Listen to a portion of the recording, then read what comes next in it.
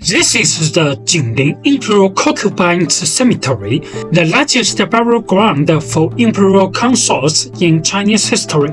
48 Imperial Consorts and 1 prince rest here together, bearing witness to the vast harem of the Kangxi Emperor of the Qing Dynasty.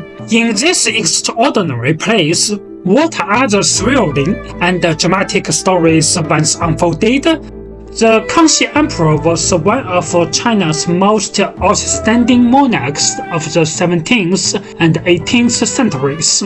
We have introduced his mausoleum in a previous episode, the Jingling Mausoleum, located within the Eastern Qing tombs in Zhonghua, Hebei province. About 1 kilometer to the southeast of Jingling lies its affiliated burial site for Imperial Consorts, the Jingling Concubines Cemetery. According to Qing Imperial burial regulations, only the empress could be entombed together with the emperor. For this reason, in 1676, the Qing court began constructing the Jingling Concubines Cemetery as the final resting place for the emperor's ordinary consorts. The project took 5 years to complete, and by 1681, the cemetery was finished. The first woman to be buried in the Jingling Concubines Cemetery was Consort Hui, who came from the Khorchin Mongols. Marriage alliance with the Mongol nobility was a long-established state policy throughout the Qing Dynasty, especially in its early period. For this reason, she was brought up in the imperial palace from childhood in preparation for becoming one of the Kangxi Emperor's consorts once she reached the marriageable age. However, in 1670, the 9th year of Kangxi's reign, the young girl died suddenly before she had ever received an official title. Later, the Kangxi Emperor posthumously honored her with the title Consort Hui, and after construction was completed, she was formally buried in the Jingling Concubines Cemetery. Like the emperor's and empress mausoleums, the Concubines Cemetery follows the traditional layout of a square in the front and round in the back. This reflects ancient Chinese cosmology. The world of the living was believed to be square, while the heavenly realm to which the soul returns was imagined as round. From the 14th century onward, Chinese imperial tomb architecture placed great emphasis on the flow of feng shui and the accumulation of vital energy. For this reason, at the entrance to the Jingling Concubines Cemetery, there is a winding man-made stream, as people in ancient China believed that water could get wheels and good fortune. A single arc stone bridge spans the stream, and the stone trees on the bridge have already suffered some damage. This bridge was intended for the passage of the concubines' coffins and souls. To the east of this arched bridge stands a flight stone bridge, which was used in ancient times by the servants who came here to conduct sacrificial rituals. Behind the river and the stone bridges once stood the east and west tea and food preparation rooms, where sacrificial offerings in the Manchu style were prepared. Today, only the foundations remain. Behind the west room stands an 8 banners guard quarters, where soldiers of the 8 banners once kept watch.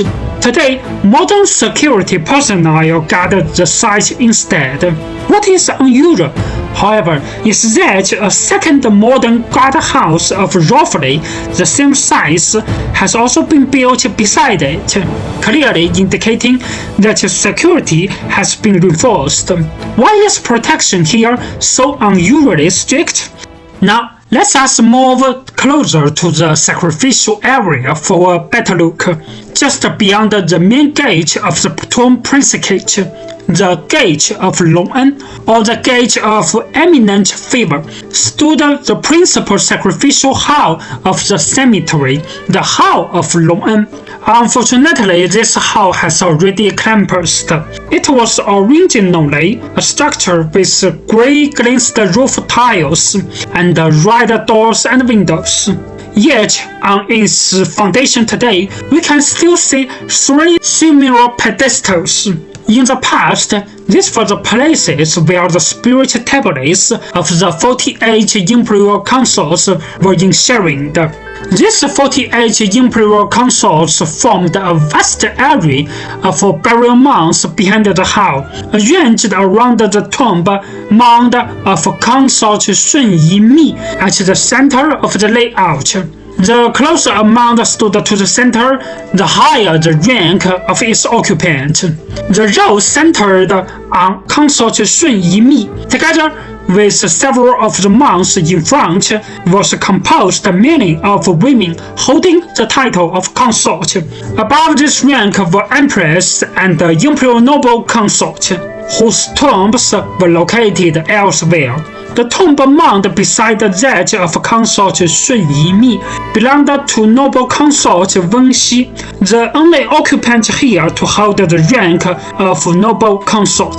The outer ring behind, together with some of the positions in front, belonged to women of the rank of concubine. As for the last and second to last rows, they were occupied mainly by noble ladies, first-class attendants and second-class attendants, the 3 lowest ranks in the Qing inner court. This imperial cemetery does not contain only 48 women. It is also the resting place of one pitiful little prince. In the third row of the burial area, close to the wall, lies a hidden grave belonging to Yunxie, the Kangxi Emperor's 18th son. Born in 1701, he was a bright and clever child. To the Kangxi Emperor, he was a son born in his later years and was especially cherished. Yet in 1708, Yunxie died at the age of 7 after contracting acute lupus. According to Qing imperial custom, a deceased prince should normally have been buried in a separate tomb complex. But the Kangxi Emperor, wanting this child to remain closer to him in the future, that is, closer to Jingling, made a special exception and ordered that he be buried within the Jingling Concubines Cemetery instead. However, because he died so young, traditional Chinese custom did not permit such a child to have a burial mound. As a result, the traces of his grave are extremely difficult to discern today. The mother of the 18th Prince Yunxie was Consort Shunyi, who came from Suzhou in Jiangsu province. She bore 3 princes and she died in 1744 at over 17 years of age and held a highly honored position in the palace. For that reason, she was buried in the most prominent and central position. Yet the burial mound and underground palace did not originally belong to her. How did this come about? In fact, this tomb had originally been intended for Imperial Noble Consort Que, who was also lived to an advanced age. Imperial Noble Consort Que was the foster grandmother of the Qinglong Emperor, the grandson of the Kangxi Emperor. In gratitude for the care he had received from her, the Qinglong Emperor built the Jingling Imperial Noble Consorts Mausoleum for his 2 foster grandmothers, Imperial Noble Consort Que and Imperial Noble Consort Dunyi, the very site we discussed in our previous episode. As a result, the burial mound and the underground palace came to be used by Consort Shunyi. In 2000, the Jingling Concubines Cemetery was inscribed to the World Heritage List as a part of the Ming and Qing imperial tombs. In theory, this should have ensured better protection for the site, yet reality proved otherwise.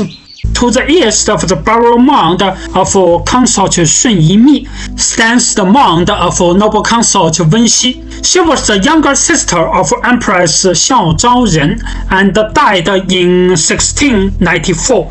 She was also the highest-ranking woman buried in this cemetery, which made her underground palace an especially tempting target for tomb robbers. Beginning in mid-October 2015, a gang of looters carried out repeated nighttime operations.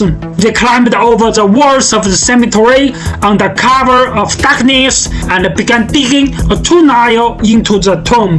Over the course of several nights, they excavated, pumped out water, and finally, in the early hours of October 31, broke into noble consort Wenxi's underground palace. There, they stole a phoenix crown, hair ornaments, and other precious burial objects.